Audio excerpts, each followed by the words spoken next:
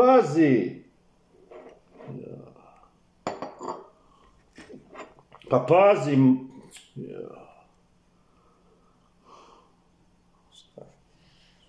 Pazi! Šta pazi? Pazin. Zašto pazi, ne? Pazi! Pazin.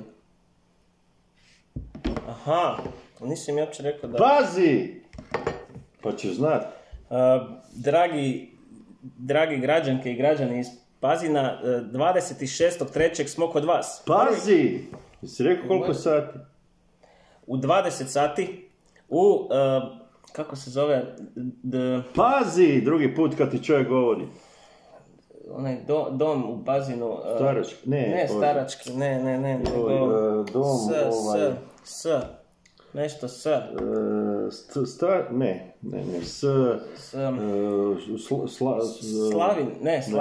Slavin, službeni. Mi fa dole. Slabašni. Nije slabašni. Savezni. Ne, nekako, neki dom je, ali ne mogu se sjetiti koji. Socijalistički. Ne, bit će gore na linku, vidjet ćete na linku. Tu ću vam pisati. Da, tu negdje ću namontirati. Uglavnom dom prekrasan u Pazinu. Ja mislim da je jedini kazališni dom u Pazinu. Nemoj zbunjivati ljude, znači šta je bitno? Pazi šta je bitno! Ne. 26.3. u 20h u saveznom, u nekom tom domu, pisat će gore, predstava. Oca ti sin. Ja dolazim. Ja isto.